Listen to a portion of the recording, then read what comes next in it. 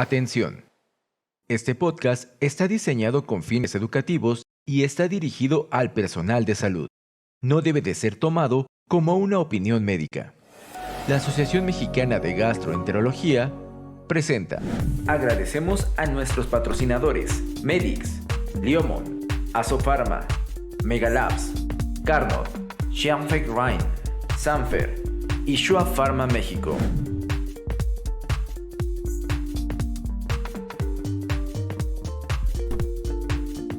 Gastroperlas AMG, conducido por el doctor Jorge Roldán.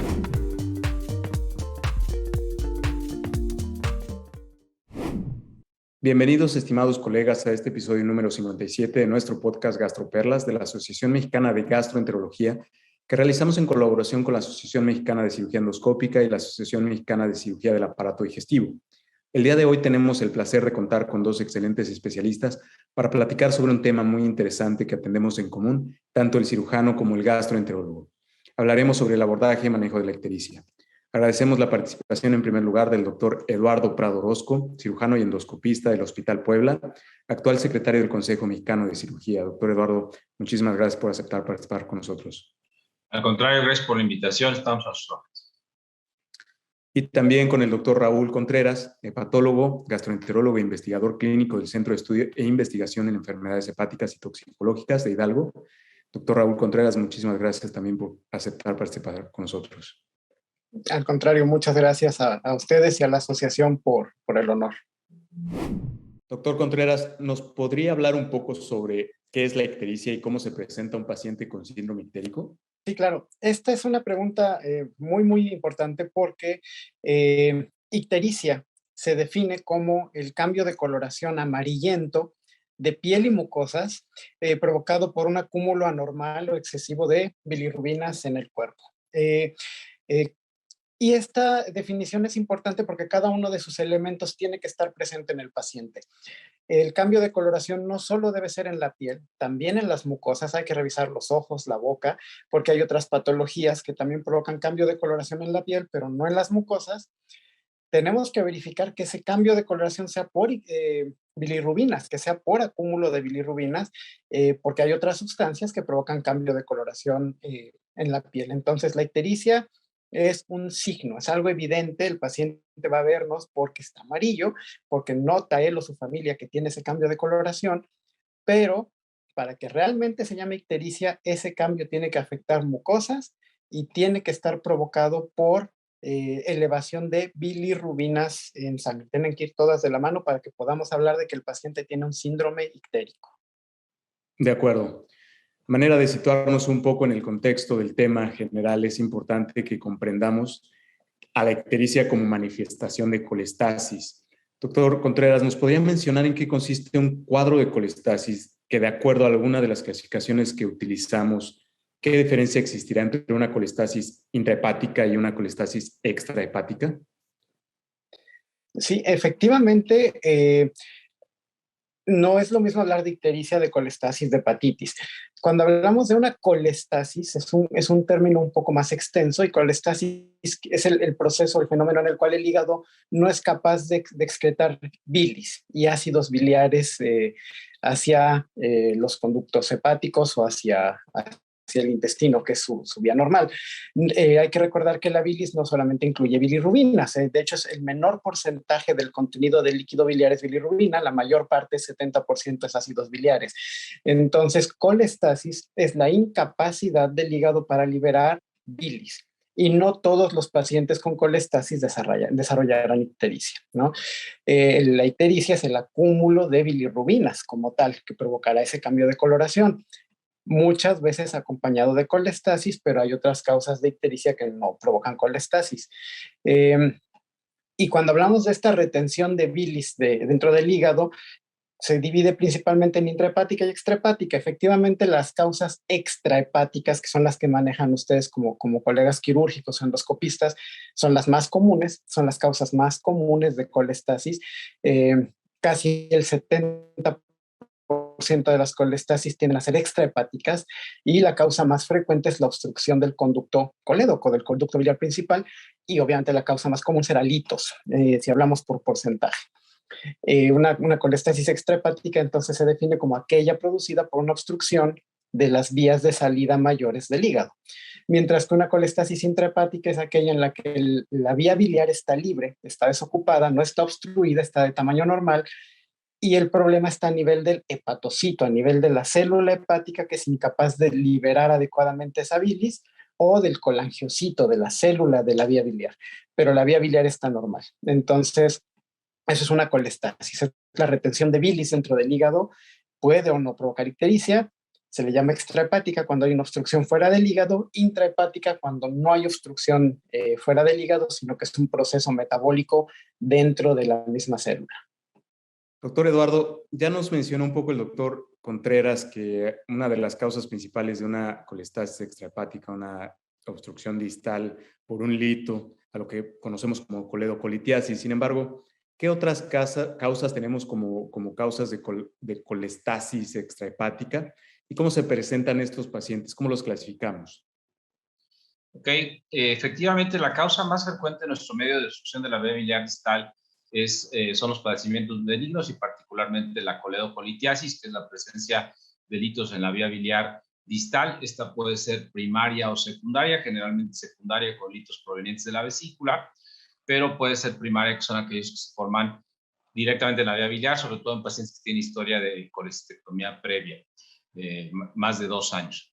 Otros padecimientos son los neoplásicos, más o menos el 70% son padecimientos benignos, más o menos el 30% son padecimientos neoplásicos. Generalmente son tumores derivados de los elementos de la encrucijada hepatopancreato-biliar, que serían duodeno, papila, colédoco o páncreas, que es el más frecuente de ellos. Y en nuestro medio es relativamente raro, pero todavía siguen viendo algunas obstrucciones por algunos parásitos y otras causas todavía más raras. Puede haber fenómenos inflamatorios, pero esas serían las causas más frecuentes.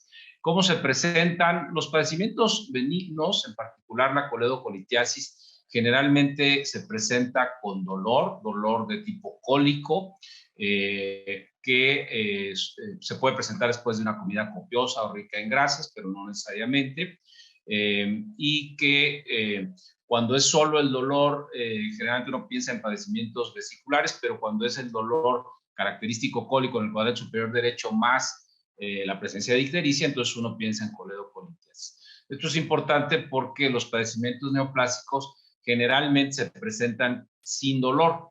Otra característica que nos puede ayudar a diferenciarlos es que la coledocolitiasis en los padecimientos benignos puede ser fluctuante, puede estar unos días y luego empezar a disminuir y luego otra vez estar, y en los padecimientos neoplásicos generalmente va en un ascendente puro y el paciente cada vez está más ictérico. De acuerdo. Otro de los aspectos importantes es entender cuáles son los estudios que nos van a ayudar para llegar a un diagnóstico en cuanto a la etiología. Doctor Contreras, ¿qué estudios realizamos en el abordaje de un paciente con ictericia? Por norma, la verdad es que todos los consensos de expertos que se han publicado en los últimos años acerca de la colestasis y la ictericia, siempre el primer estudio, obviamente después de las pruebas hepáticas, obviamente después de los laboratorios que nos orienten a que hay algo en el hígado y con elevación de bilirrubinas. Si hablamos de estudios de imagen, el primer estudio sería el ultrasonido de hígado y vía biliar. Si hablamos de pruebas de sangre, tenemos que realizar siempre primero las llamadas pruebas de funcionamiento hepático, que en general estamos intentando que cambien ya su nombre a pruebas hepáticas, porque más que hablar de función, hablan de daño hepático. Entonces, sugerimos siempre realizar primero las pruebas hepáticas en el consenso del posicionamiento científico mexicano que se publicó el año pasado de colestasis e ictericia. Se recomienda siempre repetir los laboratorios del paciente cuando llegue con nosotros, hacer unos lo más próximos a la consulta posible para ver la evolución de esos laboratorios, para ver si han subido, han bajado, las bilirrubinas aumentaron, disminuyeron, cambió el patrón, cómo están las pruebas que nos hablan de conductos, como la fosfatasa alcalina, que en realidad es la que nos orienta de colestasis. Siempre se sugiere pedir también una biometría hemática. Nos puede orientar a una hemólisis como una causa de ictericia de motivo indirecto. Podemos verificar plaquetas que nos puedan orientar a que ese paciente ya tiene una hepatopatía crónica que no conocíamos.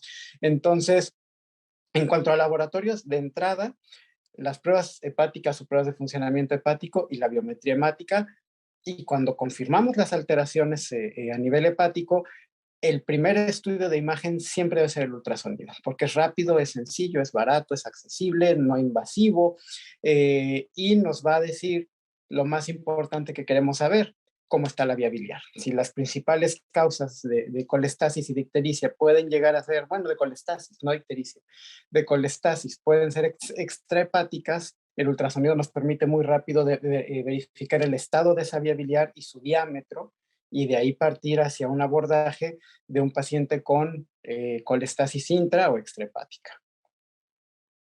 Correcto.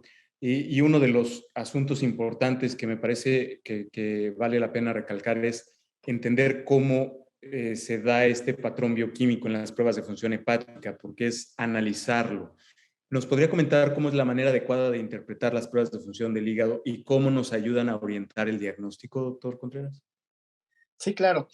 Vamos a hacerlo muy, muy rápido porque es un tema complejo. Podemos escribir todo un capítulo al respecto, pero vamos a hacerlo muy rápido.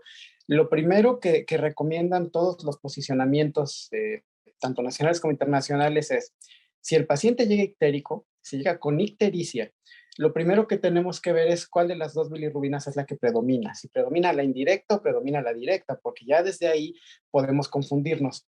Hay que recordar que las causas de ictericia por bilirrubina indirecta no se asocian generalmente a patología digestiva, no tienen algo que ver con problema hepático, menos de la vía biliar. Generalmente hablamos de patologías hematológicas, hemólisis, por ejemplo, o talasemias, sepsis, o hablamos de patologías congénitas como el síndrome de Gilbert, que es la más común. Entonces, ya de entrada, si el paciente tiene bilirrubina indirecta predominante, el resto del protocolo cambia por completo. Hay que enviarlo al hematólogo o hay que buscar otro tipo de causas.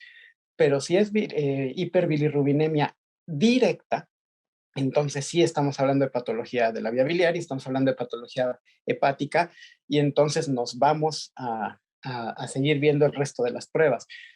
Las siguientes pruebas que tenemos que verificar de inmediato son las aminotransferasas, porque son las que nos van a hablar de daño en el hepatocito. Generalmente que estén muy elevadas, estamos hablando de 4, 5, 6 veces su valor normal, nos puede hablar de la probabilidad de que esa colestasis y esa ictericia sean de causa intrahepática. Puede ser una hepatitis colestásica, puede ser un daño por fármacos, puede ser una colestasis asociada a sepsis y no necesariamente una obstrucción. Esas pruebas nos están hablando de daño en el hepatocito. Pero si las aminotransferasas no están tan elevadas y las que están más elevadas son la fosfatasa alcalina y la gamma-glutamiltranspeptidasa, entonces sí sospechamos que hay lesión a nivel de los conductos, o una franca colestasis, y entonces ahí es donde se justifica buscar de entrada una obstrucción. Entonces creo que la cadenita de ir evaluando los laboratorios sería primero ver que realmente las bilirrubinas estén altas. Si están altas, ¿cuál de las dos predomina? ¿Indirecta o directa?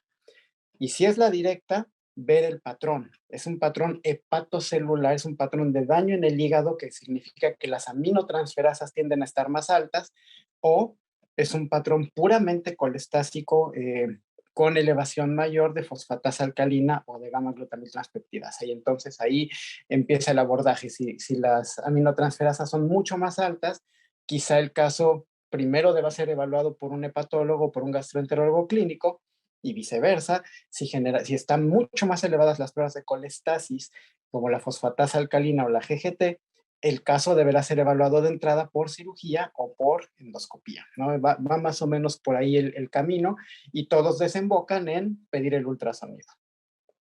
Correcto, me parece que es una muy buena forma como lo ha usted explicado, de entender cómo irnos orientando desde las bilirrubinas, después las transaminasas y después las enzimas que les llamamos de obstrucción, ¿no? Doctor Eduardo, en estos tiempos en los que las imágenes digitales, la tomografía, la resonancia nos da ya muchísima información, pero el ultrasonido, ¿qué elementos importantes nos da para tratar de orientar el estudio de un paciente con ictericia? Yo creo que el ultrasonido ofrece varias ventajas, aunque sea operador dependiente. Primero, es muy barato. Segundo, no es invasivo, no da radiación, no hay que usar medio de contraste y está disponible en prácticamente cualquier lugar. Entonces, yo creo que debe seguir siendo el primer estudio de imagen en estos pacientes, sobre todo cuando, como dice el doctor Contreras, estamos pensando en un problema de obstrucción fuera del hígado. Nos puede ayudar a regionalizar, nos puede hacer diagnósticos como litiasis vesicular. Y, por ejemplo, si yo tengo un paciente con ictericia y un patrón en donde hay un poquito de fosfatasa, pero también transaminasas, y el ultrasonido no tiene dilatación de las vías biliares, pues empiezo a pensar en algo hepatocelular. Si tiene dilatación de las vías biliares intrahepáticas, pero no de las extrahepáticas, pienso en una obstrucción a nivel de la confluencia o hacia arriba. Y al contrario, si veo dilatación de todas las vías biliares y litiasis vesicular en un paciente que tuvo dolor, fiebre, etcétera, pienso en coledocolitiasis. Y si veo una vesícula distendida, sin litos y una vía biliar dilatada intra y extrahepática, pienso en una tumoración. Entonces yo creo que es un estudio que nos da mucha información, es muy disponible, es muy barato y por lo tanto debe seguir siendo el primer estudio de imagen. Pasando en el camino de estos otros estudios que nos pueden ayudar, doctor Contreras, ¿qué elementos en la tomografía nos pueden ayudar para el estudio de un paciente con ictericia? Esa es una muy buena pregunta. Curiosamente, la tomografía es de los estudios no tan útiles para detectar, por ejemplo, una causa intra o extrahepática. Eso, la verdad es que es mucho mejor el ultrasonido, o yo creo que veremos después la colangiorresonancia o la CEPE. Pero la tomografía tiene una indicación muy particular y creo que es el estudio más valioso cuando sospechamos neoplasia.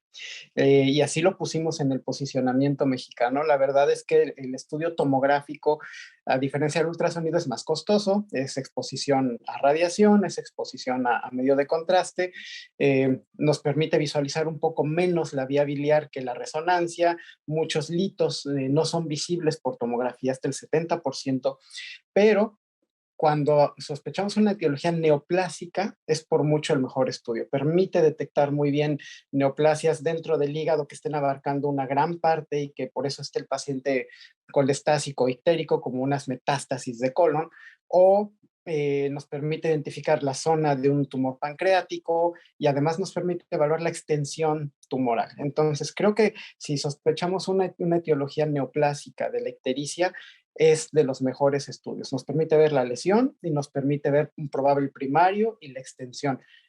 Pero comparado con otros estudios, en cuanto a ver la vía biliar o evaluar el estado del hígado, es, creo yo, el menos útil de todos.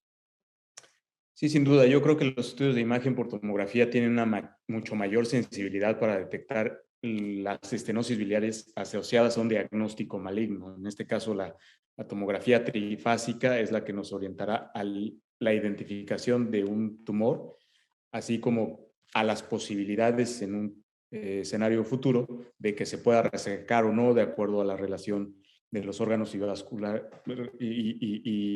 tejidos vasculares que se encuentran alrededor.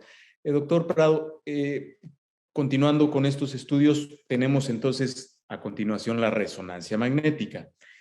¿Qué elementos encontramos en la resonancia para un paciente que se está estudiando por ictericia? La resonancia magnética ofrece algunas ventajas sobre la tomografía y sobre el ultrasonido y también tiene algunas desventajas. Con la resonancia magnética no se utiliza radiación, sí se utilizan medios de contraste que también pueden tener algunos efectos adversos, aunque son raros. Yo pensaría que su principal ventaja es que con la adquisición de imágenes que se consigue podemos tener una imagen muy bien hecha del conducto pancreático y de la vía biliar y además imágenes que nos pueden ayudar a ver una masa en la grasa del páncreas, en el cólon distal, etc. Es un estudio que ha venido a quitarle mucho peso a la CEPRE en cuanto a diagnóstico. Antes las CEPRES eran diagnósticas y terapéuticas, ahorita generalmente son terapéuticas, porque muchas veces el diagnóstico se puede hacer por resonancia. La principal desventaja de la resonancia es el costo y la disponibilidad. No es un estudio barato, es un estudio que no está disponible en muchos lugares, pero tiene muchas ventajas sobre la CEPRE. Es más barata que una CEPRE, es menos mórbida que una CEPRE, prácticamente no hay mortalidad. En la CEPRE, aunque muy baja, puede haber mortalidad. Entonces, yo creo que si el paciente tiene un padecimiento benigno, por ejemplo, estamos pensando coledocolitiasis, y la posibilidad es baja o moderada, primero debería hacerse una resonancia, en particular la colangioresonancia, y si la posibilidad es alta, ya iría directo a CEPRE. Al contrario, si estamos pensando en un padecimiento neoplásico, creo que directamente, a menos de que hubiera una razón para drenar rápido la vía biliar, por ejemplo, una colangitis aguda, entonces yo iría primero por la resonancia y solo que hubiera que hacer algo terapéutico, iría por la CEPRE. Totalmente de acuerdo. Y bueno, De del hecho, otro lado, si me entonces, permites, perdón, un comentario muy rápido de esto. sí, sin duda, sin duda. Hay otra utilidad muy grande que tiene la colangioresonancia y es a veces los litos de la vía biliar, digo, y ahí el experto es Lalo, son muy pequeños o son muy distales. Entonces, el ultrasonido muestra una vía biliar dilatada, pero no muestra por qué, o no muestra el nivel de la obstrucción, o no me permite ver si el lito sigue ahí o no. Ahí la colangioresonancia es maravillosa. Hay pacientes que se la pueden ahorrar, digo, y la verdad que son la mayoría, que son pacientes que ya tienen el hito ahí que se ve enorme en la vía biliar con el ultrasonido. Ya no hacemos gastar al paciente en una colangioresonancia, se manda directo con el endoscopista y se va a CEPRE. Eso es lo que se tiene que hacer. Pero a veces el conducto se ve grande, pero no sabemos por qué, o no vemos el hito, o está muy distal, o está impactado en el ámpula. Ahí la colangioresonancia es excelente, es el mejor estudio para buscar una obstrucción que el ultrasonido no logra visualizar y que por lo tanto el endoscopista no sabe a qué se va a enfrentar. Perfecto, doctor Contreras. Y me gustaría ahondar un poquito aquí en esto que usted comentó para nuestros colegas que escuchan nuestro podcast. ¿Cuál sería nuestra recomendación? Porque muchas veces tenemos pacientes que nos llegan con un estudio de ultrasonido, a veces ya con una resonancia, pero a veces es una colangioresonancia. ¿En qué casos es de utilidad una resonancia contrastada, a diferencia de una colangioresonancia que a veces por costo, por no usar contraste, pareciera ser que es el estudio que más utilizamos, pero sí tiene su indicación una resonancia contrastada? ¿En qué pacientes nos daría más información? Ahí vamos de nuevo con la tomografía. La resonancia, perdón, contrastada tiene casi la misma utilidad que la tomografía, solo que con un costo mucho mayor y con una duración de estudio mucho más largo, que el paciente lo somete a un estrés muy grande. Todos toleran una resonancia contrastada, es un proceso muy lento, muy ruidoso, para los pacientes difícil y muy costoso. Entonces, la ventaja que tiene la colangioresonancia es que es no contrastada, se hace con las mismas cortes en T2 y entonces se hace la reconstrucción de la vía biliar sin necesidad de contraste. La verdad es que la utilidad de una resonancia magnética contrastada en el abordaje del paciente con ictericia y síndrome colestásico, creo yo que la única en la que pudiera superar a la tomografía es si estamos viendo una masa hepática que no sepamos si es hepatocelular o no y podemos usar un medio de contraste hepatoselectivo. Creo que sería la única ventaja y ya estamos hablando de una neoplasia que ya identificamos. Fuera de eso, la verdad es que una resonancia magnética contrastada tiene muy pobre utilidad. No la recomendamos de entrada en el abordaje de un paciente ictérico, colestásico o obstruido, porque si se disparan los costos, se disparan los tiempos, se dispara además la tardanza con la que vamos a ver ese paciente, que ya se tiene que atender. Y si mi sospecha va por el lado de una neoplasia, mejor lo manda a una tomografía. Es más rápida, es más barata, más disponible y menos estresante para el paciente. Tiene poca utilidad en general la resonancia magnética contrastada. Sí, yo creo que ahí el punto importante de señalar es, como usted lo dijo, es a menos que haya una lesión focal que ya identificamos previamente y que queremos caracterizar de una manera más, digamos, adecuada con la resonancia. Entonces, comentábamos ya la utilidad de la tomografía, la resonancia. Doctor Eduardo, me gustaría que entonces vayamos hacia los estudios un poco más invasivos como el ultrasonido endoscópico y la colangiopancreatografía endoscópica. en un paciente con ictericia, ¿qué información nos da y qué pacientes son adecuados para, si se le haya hecho la tomografía y la resonancia, considerarlos para ya sea un ultrasonido endoscópico o una colangiopancreatografía endoscópica? Claro, aquí estamos hablando de que ya se hizo un trabajo diagnóstico previo, como elegantemente describió el doctor Contreras, y ya sabemos que hay una obstrucción de la vía biliar y estamos pensando en clarificar más el diagnóstico o empezar a resolver el problema. Entonces, si nosotros tenemos la sospecha de que el paciente tiene un padecimiento benigno, particularmente estamos pensando en coledocolitiasis, el paciente tiene o tuvo ictericia, eh, el patrón de bilirrubinas, sobre todo de directa, las transas son altas pero no tan altas, fosfatasa y GGT altas, ultrasonido con vía biliar dilatada, ya hicimos todo eso. Y el cuadro clínico sugiere patología benigna. Hay una serie de algoritmos, el que más se utiliza es el de la Asociación Americana de Endoscopia Gastrointestinal, para dividir estos pacientes en riesgo de coledocolitiasis bajo, moderado y alto. Si el paciente tiene un riesgo bajo, lo ideal es primero hacer un estudio no invasivo, como podría ser la colangioresonancia, o creo que debería ser la colangioresonancia. Si el paciente tiene un riesgo moderado y está en un centro en donde la CEPRE tiene muy buenos números, iría directo a CEPRE, y si el paciente tiene un riesgo alto, debería ir directo a CEPRE, porque la CEPRE, además de hacer el diagnóstico, dará la posibilidad de ejercer una maniobra terapéutica y liberar la vía biliar. Hemos estado acostumbrados aquí últimamente, nos dicen que la CEPRE diagnóstica ya no se utiliza porque han aparecido nuevos estudios como por ejemplo el ultrasonido endoscópico. Si nosotros, al contrario del escenario que acabo de plantear, estamos pensando en un padecimiento neoplásico, el ultrasonido endoscópico nos puede dar una caracterización mucho más certera de si hay o no una área que se sospecha que podría ser neoplasia, y además permite hacer biopsias dirigidas para caracterizar el tejido que esté constituyendo esta neoplasia. La principal desventaja del ultrasonido endoscópico es su disponibilidad. Es un estudio caro y es un estudio que no está disponible en muchos lugares. Por ejemplo, Puebla es una ciudad muy grande y no hay ultrasonido endoscópico. Los pacientes tienen que ir a la Ciudad de México.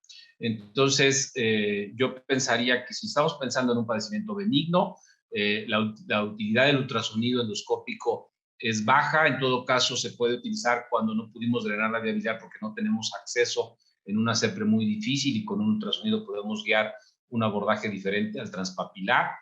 Pero en un padecimiento que sospechamos neoplásico, por ejemplo, una masa que no estamos seguros si es inflamatoria o neoplásica, el ultrasonido ahí sería de elección porque nos daría una caracterización mejor de la vascularidad, del tejido de alrededor, los ganglios, y nos permitiría tomar una biopsia dirigida. Sí, de acuerdo. Yo dejaría la utilidad del ultrasonido endoscópico en casos selectivos en los que necesitamos muestrear de manera específica probablemente una lesión que ya identificamos con algún otro estudio previo. Y en el caso de la CEPRE, doctor, cuando tenemos una obstrucción tanto benigna como maligna, ¿cuál es la capacidad de la CEPRE para poder resolver la obstrucción? ¿Hasta qué porcentaje de pacientes es? Porque tenemos una buena escuela de endoscopía en México.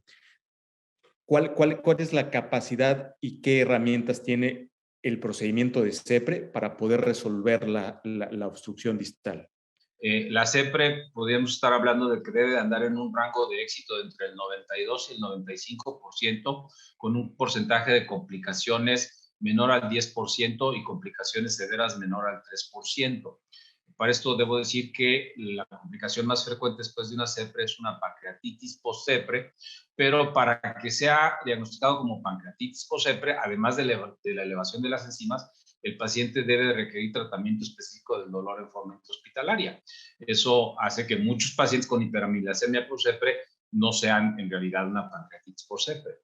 Entonces yo diría que así, padecimientos benignos, el porcentaje de éxito debe andar cercano al 95%. Hay una categoría de coledocolitiasis que se llama lito difícil, que generalmente son litos que son muchos o que son de más de 3 centímetros, o que la faceta distal de alguno de ellos excede en 2 tantos el diámetro del colédoco distal, sobre todo si la faceta es totalmente horizontal contra el eje vertical de la vía biliar. Y en ese caso, pues lo ideal es tener, además de la CEPRE y lo convencional de una CEPRE, que sería un balón de extracción, una canastilla de tipo dormia, un hitotitor mecánico, tener alguna forma de acceso directo como el Spyglass para hacer fragmentación. En pacientes con lito difícil, si no se cuenta con estos extras, el porcentaje de éxito puede caer a menos del 80% y ahí a lo mejor entonces lo único que podría hacer un endoscopista es colocar un drenaje. En padecimientos malignos, el éxito disminuye un poco. En padecimientos malignos tenemos dos finalidades. Una es tomar una muestra y otra es drenar la vía biliar. El éxito para tomar la muestra es arriba del 95%. La sensibilidad es muy baja, es alrededor del 60%, tanto del cepillado como de la biopsia transpapilar. Desafortunadamente son los números. Con Spyglass puede subir a la sensibilidad alrededor del 80%, y el porcentaje de éxito para colocar una prótesis y drenar la vía biliar anda alrededor del 90%. Sí, correcto. Y creo que mencionó algo importante que quería yo comentar a continuación, es la utilidad del Spyglass como uno. ¿Cuál es el real, digamos, agregado que nos da hacia la CEPRE? ¿Y qué tan accesible es en nuestro medio el Spyglass, doctor? El Spyglass es un colangioscopio que entra por el canal de trabajo del duodenoscopio y que permite la ventaja de que un solo operador maneja el duodenoscopio y el colangioscopio. Es desechable, lo cual tiene un impacto claro en los costos. Es muy delgado, por lo que las cosas que pueden pasar por el canal de trabajo también son delgadas y difíciles de utilizar. Y yo diría que tiene básicamente dos aplicaciones. Una es en litos difíciles, sobre todo en litos grandes. Uno puede ingresar a la vía biliar y con una colangioscopía ponerse exactamente junto al hito, poner un cable de láser directamente junto al hito para no quemar la vía biliar, fragmentar el hito y de esa forma poderlo extraer. Esa sería una de sus aplicaciones principales. La otra aplicación sería cuando tenemos una masa que no ha sido diagnosticada en forma previa, por ejemplo, con un ultrasonido endoscópico o con imágenes claras de tomografía, en donde nos permitirá tomar una biopsia dirigida o un cepillado dirigido de la zona afectada. Esto, como lo dije, aumenta la sensibilidad y la especificidad de alrededor del 60%, alrededor del 80%. Las biopsias que se pueden tomar son muy pequeñitas. El manejo de la pinza de biopsia no es tan sencillo porque es tan delgadita que con poco que se curve la punta ya a veces no pasa, entonces sí puede ser un poco difícil. Y su principal desventaja es el costo. El costo de una CEPRE puede rondar, puede aumentar fácilmente un 25-30% agregando el Spyglass. Y en nuestro medio, para que tengan una idea, de alrededor de 30 a 40 mil pesos puede subir a más del doble. Hemos mencionado ya dentro del espectro de las causas que dan origen a una ictericia obstructiva, tanto las lesiones benignas, un proceso obstructivo benigno, así como obstrucciones malignas. Y aquí quiero ahondar un poquito, doctor Contreras, en que hasta un 30% de estas estenosis biliares son benignas, y quisiera preguntarle a usted en qué consiste una de ellas, que es la colangitis esclerosante primaria, y cómo se manifiesta. La colangitis esclerosante primaria es una enfermedad autoinmune del hígado, es una enfermedad inmunológica, es sumamente frecuente en pacientes con enfermedad inflamatoria intestinal. Entonces suelen ser pacientes que se ven en conjunto con gastro, con cirugía, con hepatología. Y esta enfermedad consiste en una inflamación difusa de todo el árbol biliar intra y extrahepático, pero es una inflamación segmentaria.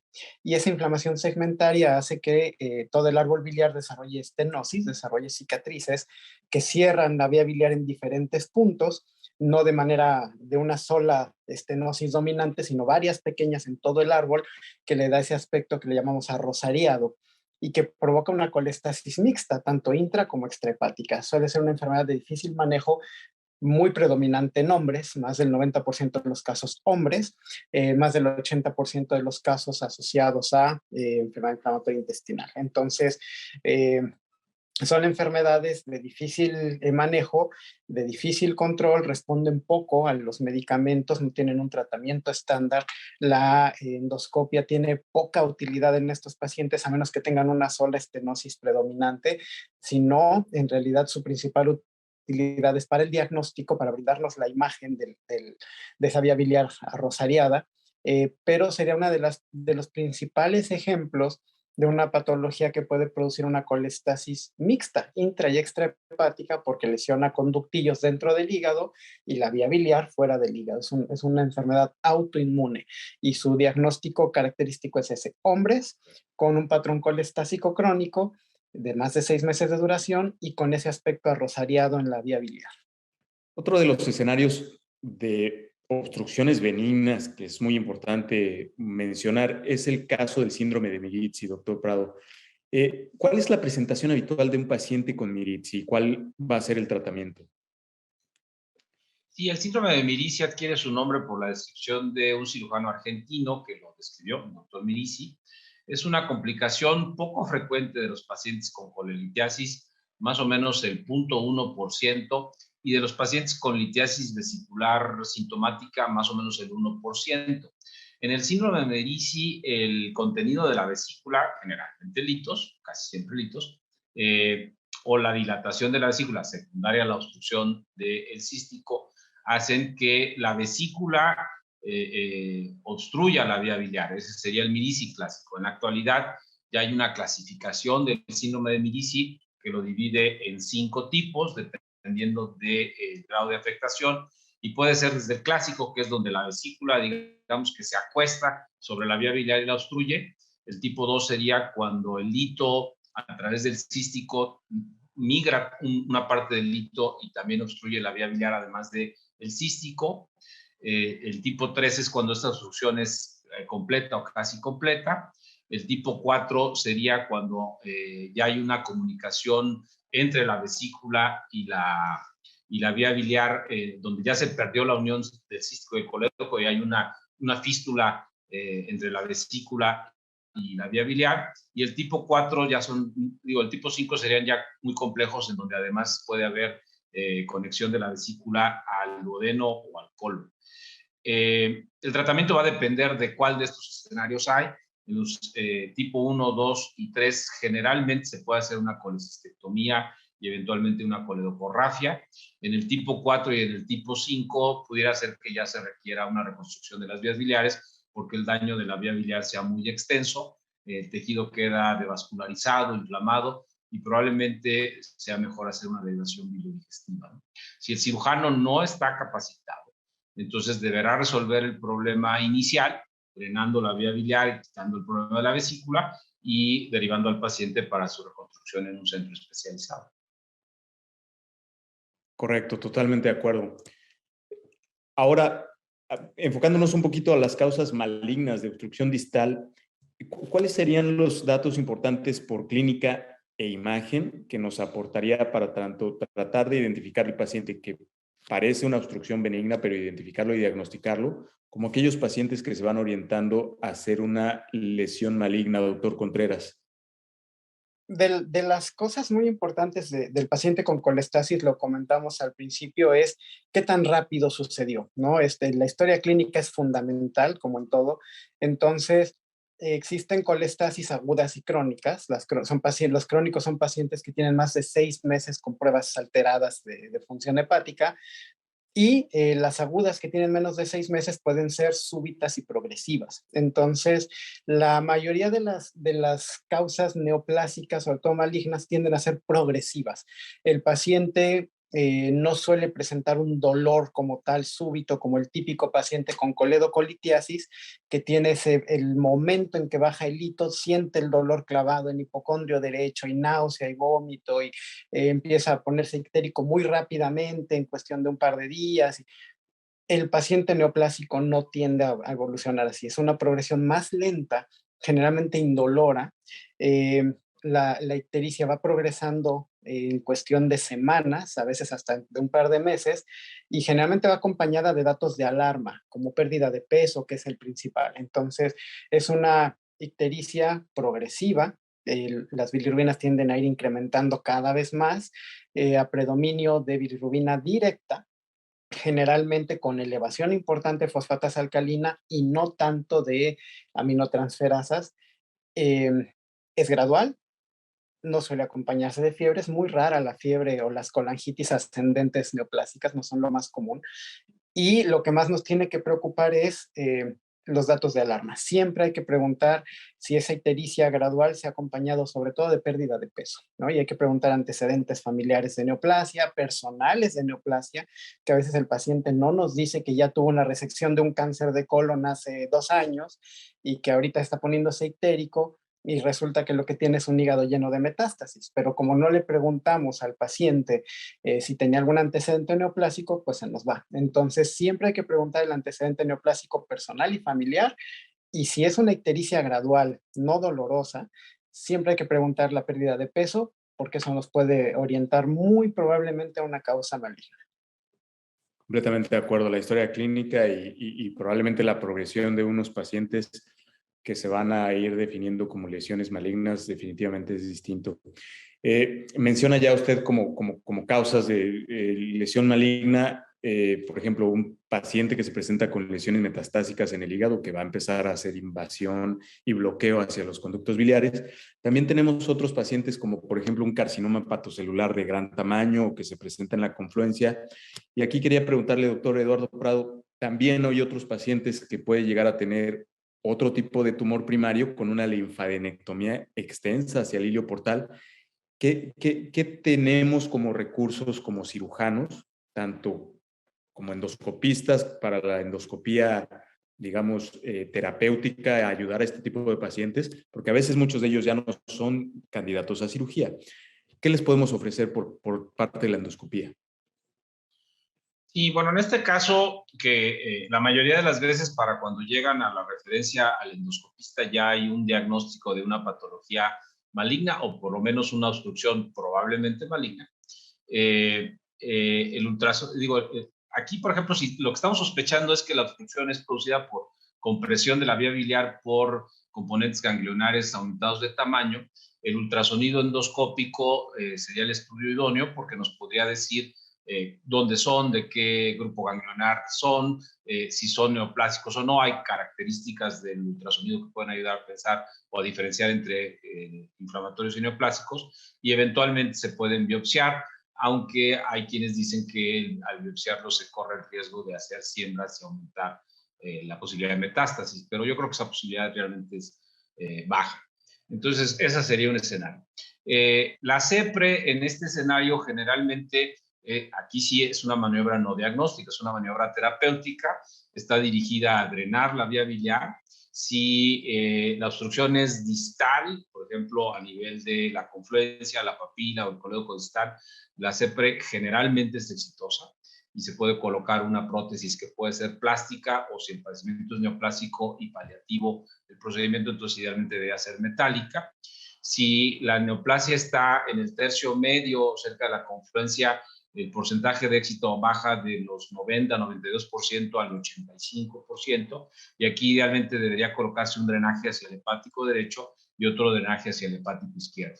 Si hay también descrito tratamiento paliativo de colangiocarcinomas de la unión, tumor de Klatskin, con métodos endoscópicos en donde se dirige un catéter hasta la zona del tumor y se hacen ablaciones por radiofrecuencia.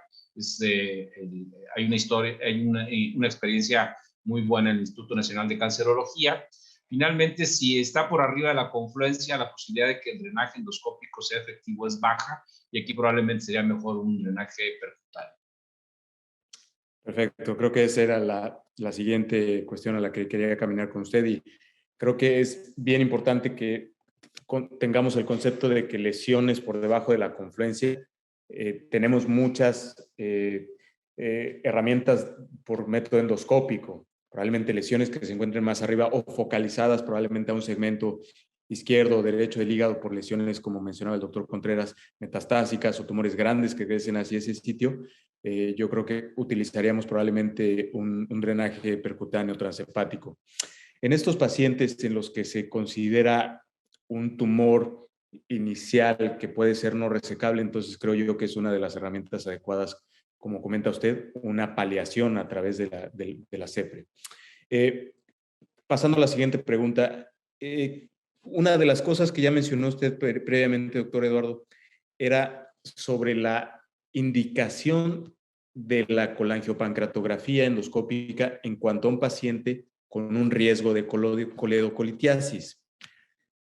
Para tener un poco claro, en el contexto de un paciente que se presenta con sospecha de coledocolitiasis, ¿cuáles son los que son candidatos claros para endoscopía y cuáles son los que necesitamos agotar nuestros estudios de imagen para no someter al paciente a un riesgo de una colangiopancreatografía cuando todavía no tenemos el diagnóstico? Sí, esto es muy importante. La coledocolitiasis se puede diagnosticar antes de una colestectomía, durante una colestectomía o después de una colestectomía. Cuando el paciente se presenta a evaluación por litiasis vesicular, nosotros debemos de buscar intencionadamente algunas cosas que nos hagan considerar la posibilidad de que pudiera tener en forma concomitante una coledocolitiasis. A mayor edad, más riesgo, más de 60 años es más riesgo que menos de 60 años. Si tenemos en la exploración física datos de ictericia, que el paciente no había referido en forma espontánea, debemos en el interrogatorio preguntar intencionalmente si ha tenido coluria, colia, prurito, si tiene antecedentes de cuadros de dolor que pudieran haberse tratado de una pancreatitis biliar que haya sido o no haya sido diagnosticada como tal. En el ultrasonido ver el calibre de las vías biliares. Como ya dijo Raúl, es difícil ver un lito en el colédoco distal porque el aire del duodeno no permite ver bien el colédoco distal en el ultrasonido, pero se puede ver dilatación de las vías biliares. Entonces, con eso vamos construyendo un rompecabezas y hay diferentes algoritmos. Como les decía, uno de los que más utiliza es la Federación Americana de Endoscopia Gastrointestinal. Y entonces, dependiendo si el paciente tiene más edad o no, si tiene alteraciones de las bilirrubinas o no, si tiene alteraciones de la fosfatasa o no, si tiene alteraciones del ultrasonido o no, uno va puntuando y entonces uno divide a los pacientes con hasta 5 puntos en riesgo bajo, con más de entre 5 y 8 riesgo moderado y más de 8 riesgo alto, si recuerdo bien. Y entonces en los pacientes con riesgo bajo uno no debería llevar al paciente a una CEPRE, idealmente en todo caso una colangioresonancia, o lo que yo haría sería una colestectomía con una colangiografía transística, y de esa forma es mucho más barato y más práctico y más efectivo. Si el riesgo es moderado, aquí sí probablemente haría una colangioresonancia en un lugar en donde haya colangioresonancia y un endoscopista no dedicado. Si por el contrario no hay colangioresonancia y hay un endoscopista con experiencia, probablemente lo enviaría a CEPRE. Y si el paciente tiene un riesgo alto, que por ejemplo son pacientes en donde se ve el hito en el ultrasonido, donde el paciente llega evidentemente ictérico, entonces iría directo a la CEPRE. Eso es en el escenario previo a una colestectomía. Lo ideal es bajar las CEPRES blancas, por decirlo así, a un rango de menos del 20%, diría yo. Antes era alrededor del 40-45%. Sí, de acuerdo. Aquí creo que vale la pena también hacer un comentario puntual. Muchos pacientes que tienen un lito en la vía biliar, que pues, se pueden llegar a presentar a veces con pancreatitis, un paciente con coledocolitiasis o con pancreatitis biliar, en algunas ocasiones se presentan con una alteración hepática de bilirrubinas, de las enzimas de las transaminasas, y este lito puede llegar a pasar. Entonces, por eso es importante que nosotros reevaluemos a los pacientes, como usted bien lo comenta, y yo creo que esa es la manera más adecuada de estratificar en riesgo bajo, moderado y alto para tomar una decisión adecuada. Pasando a otro asunto de este tipo de obstrucciones en la vía biliar distal, ya comentamos lo que era la colangitis esclerosante. Doctor Contreras, no siempre el paciente que se presenta con ictericia va a tener una dilatación del sistema biliar, a veces también tiene este tipo de estenosis biliares.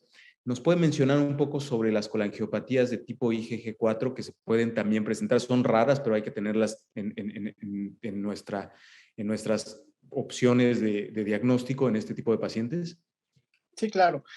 Mira, muy brevemente, las patologías asociadas a IgG4 tienden a afectar principalmente dos zonas en esa zona anatómica, que es páncreas, principalmente cabeza de páncreas, y conducto colédoco. Las patologías por IgG4 puede haber una colangiopatía por IgG4, o puede haber una pancreatitis autoinmune provocada por IgG4. Entonces, ambos son patologías que pueden simular neoplasia y ambos son patologías que pueden debutar con obstrucción de la vía biliar. La diferencia de la patología por IgG4 comparada con la colangitis esclerosante es que tiende a provocar precisamente estenosis únicas y un poco más grandes, y otras tantas pequeñas dentro del hígado. Entonces, siempre hay que tener en cuenta que el hecho de que las pruebas salgan normales no descarta, que tenga una patología de este tipo. Si la sospecha es alta, hay que pedir niveles de IgG4. Y también hay que recordar que los pacientes que desarrollan pancreatitis autoinmune, el comportamiento típico es el de un pseudotumor pancreático, y que va a obstruir la vía biliar y que se va a comportar muy similar a un cáncer de páncreas. Y ahí el diagnóstico diferencial nos lo va a hacer la IgG4. ¿Y por qué es importante encontrarla? Porque las patologías asociadas a IgG4 tienen tratamiento. Pueden responder mejor a tratamiento con esteroides, tanto los de vía biliar como los de páncreas. Entonces, en ese tipo de situaciones vale la pena buscarlas para intentar el tratamiento con esteroide. Totalmente de acuerdo, porque como usted lo menciona, son pacientes que responden muy bien a la terapia médica. Como último punto, en todo este espectro de herramientas para el diagnóstico que tenemos, doctor Contreras, ¿existe un papel de la biopsia de hígado en el estudio de un paciente con ictericia? Sí, por supuesto, es cada vez menos empleada, pero hay que recordar que existen pacientes con ictericia y colestasis prolongada o crónica, en donde ya se demostró que la vía biliar está normal, que ya pasaron por toda una serie de estudios, por laboratorios, por anticuerpos, y que no se ha encontrado una causa. Entonces, en muchas ocasiones, el último recurso es la biopsia hepática para buscar patologías que nos puedan estar provocando colestasis intrahepática o una ictericia. Nos puede ayudar a descartar una lesión asociada a fármacos, nos puede ayudar a detectar lesiones por virus menos frecuentes, nos puede ayudar a detectar una hepatitis autoinmune que está en plena actividad. Entonces, ahí la biopsia hepática puede ser la última herramienta dentro de todo el arsenal en un paciente en el que no se encontró por ningún otro lado la causa, pero persiste de manera crónica con ictericia y colestasis. La biopsia nos puede ayudar mucho. Perfecto, doctor. Por último, doctor Prado, hemos platicado un poco sobre todas las herramientas que tenemos para paliar y para resolver problemas obstructivos distales por endoscopía. ¿Cuál sería el papel del cirujano y qué herramientas tiene como cirujano para resolver problemas de obstrucción biliar distal, ya sean benignos o malignos? Hablando primero de los padecimientos benignos, en la actualidad el tratamiento ideal de un paciente con coledocolitiasis sería una colestectomía con una resolución de la coledocolitiasis en la cirugía. En la actualidad, como ustedes saben, pues prácticamente todas las colestectomías se hacen por laparoscopía. Aquí la desventaja es que muchos cirujanos hacen colestectomía laparoscópica, que es una cirugía básica de laparoscopía, pero no hacen exploración de vías biliares laparoscópica, que es una cirugía laparoscópica avanzada, o no se tiene con qué hacerlo en forma apropiada. Entonces, el ideal sería que un cirujano hiciera la colestectomía y la exploración de vías biliares, no tuviera que ser una CEPRE, que es una maniobra extra, que cuesta, que es mórbida y que tiene posibilidades de mortalidad. Desafortunadamente, pues, la mayoría de las veces no tienen la capacidad técnica o los instrumentos para hacerla, y entonces se hace la CEPRE para la vía biliar y la vesícula para la vesícula en forma quirúrgica. Ahora, si estamos en un medio en donde de plano no hay forma de resolver, porque no hay endoscopista, no hay forma de hacerlo, bueno, el cirujano puede seguir haciendo todavía una colestectomía tradicional con exploración de vías biliares. Ahora, esto, pues, yo referiría al paciente, pero bueno, habrá algunos lugares en donde no se pueda referir. Una patología de la que no hemos hablado hasta ahorita es las obstrucciones benignas por lesión de la vía biliar en una colestectomía. Más o menos el 1.2, 1.5% de las colestectomías pueden tener lesión de la vía biliar. Estas lesiones de la vía biliar pueden ser de muchos tipos, pueden tener fugas, pueden tener isquemia, pero algunas de ellas van a evolucionar a una estenosis de la vía biliar. Aquí el papel del endoscopista primero es tratar de clarificar que no sea una obstrucción maligna. Segundo, hay una forma de tratar y rehabilitar la vía biliar colocando endoprótesis en varias ocasiones, cada vez en un mayor número de prótesis, lo que se conoce como el procedimiento de Costa Magna. Y aquí tenemos hasta 70% de posibilidades de evitar una nueva cirugía para reconstruir la vía biliar. Pero si la estenosis regresa o reincide más bien, o si no se tiene la posibilidad de estar haciendo los tratamientos endoscópicos, aquí el papel del cirujano claramente sería pues, una reconstrucción de vías biliares con una anastomosis biodigestiva.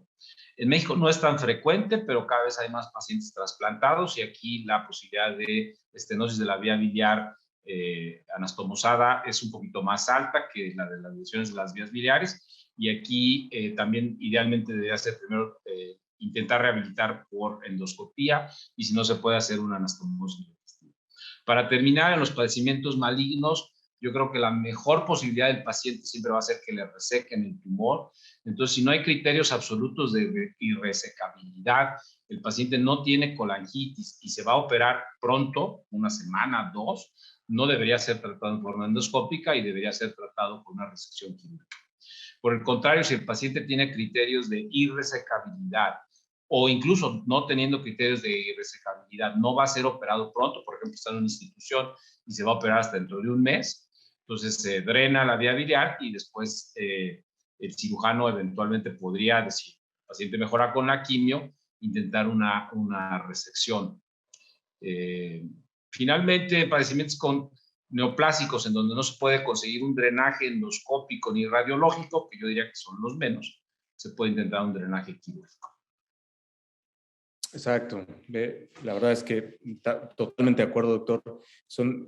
A mi parecer, es una baraja de herramientas múltiples con las que tanto el cirujano como el hepatólogo, gastroenterólogo, podemos disponer para darle atención a un paciente que se presenta con una obstrucción biliar. En este caso nos enfocamos mucho más a las obstrucciones biliares, pero bueno, también tratamos de mencionar un poco el resto de lesiones hepáticas benignas. A manera de conclusión, quisiera preguntarle, doctor Contreras, si quisiera comentarnos si quisiera regalarnos sus dos perlas a manera de conclusión de este episodio. Claro que sí. Como hepatólogo yo dejaría dos perlas. La primera es el ultrasonido es una herramienta indispensable. En un paciente ictérico se debe hacer ultrasonido. Nosotros decimos un ultrasonido y un vaso de agua no se le niega a nadie. Paciente ictérico, ultrasonido, porque realmente es el que va a marcar la línea. Y la segunda perla que yo dejaría es, si el ultrasonido no tiene vía biliar dilatada, no hay que mantener al paciente demasiado tiempo gastando en muchos estudios de la vía biliar y en CEPRI y en muchas cosas, porque si desde el ultrasonido la vía biliar no está dilatada, la probabilidad de que eso sea obstructivo es baja. Y entonces ahí tendríamos que apoyarnos con el gastroclínico o con el hepatólogo para buscar otras causas. Si el ultrasonido marca dilatación de la vía biliar, ya no es del clínico. Ese paciente se tiene que ir a cirugía o a endoscopía y de esa manera vamos a agilizar los procesos. Tratemos de no retrasar los diagnósticos en el paciente ictérico porque pueden ser pacientes que se complican rápido. Por ejemplo, los obstruidos desarrollan colangitis y eso es una patología altamente mortal y entonces aquí el abordaje del paciente ictérico debe ser lo más expedito y lo más adecuado posible. De acuerdo, usted ya lo mencionó, la posibilidad de una colangitis en una obstrucción maligna es baja, pero claro que si retrasamos la referencia o la toma de decisiones, definitivamente se va a presentar. Muchísimas gracias, doctor. Doctor Eduardo, ¿nos podría regalar sus dos perlas para concluir este episodio? Con mucho gusto. La primera diría que es el abordaje clínico del paciente con ictericia es fascinante y es uno de los escenarios clínicos en donde uno con una buena historia clínica y con estudios baratos y disponibles, unas pruebas de funcionamiento hepático, una biometría hemática, un ultrasonido, va a avanzar el 90% del diagnóstico. Entonces, mi primera perla sería, tenemos que aprender a hacer una buena historia clínica y hacer los estudios baratos, disponibles, que nos van a resolver una gran cantidad de dudas en estos pacientes. El abordaje de la ictericia es verdaderamente fascinante desde el punto de vista clínico por eso. Y la segunda sería, como dijo el doctor Rodán en varias ocasiones, el doctor Contreras también, tenemos un gran armamentario, tenemos CEPR, ultrasonido, resonancia, tomografía, prótesis, pero no todos están disponibles en todos los lugares. Entonces, no es obligación que el paciente sea atendido y resuelto en el sitio inicial en el 100% de los casos. Si el paciente tiene la posibilidad de beneficiarse de un apoyo extra ultrasonido endoscópico, un apoyo extra, una CEPR para colocar una prótesis y no lo tengo disponible en nuestro medio, hay que referir al paciente. Yo creo que eso es lo mejor. Gracias. Completamente de acuerdo, doctor. Una información importante para todos nuestros colegas y pues les agradezco muchísimo. Es sin duda un tema, como usted decía, doctor Eduardo, tan fascinante y tan amplio que es imposible abarcar todos los conceptos que quisiéramos en un episodio, pero les agradezco muchísimo su participación. Muchas gracias. Esto fue Gastroperlas AMG. Los esperamos en la próxima emisión. La Asociación Mexicana de Gastroenterología presentó. Educación Médica Continua agradece a nuestros patrocinadores: Medix, Liomon, Asofarma, Megalabs, Carnot, Xianfeng Rhine, Sanfer y Shua Pharma México. Atención. Este podcast está diseñado con fines educativos y está dirigido al personal de salud. No debe de ser tomado como una opinión médica.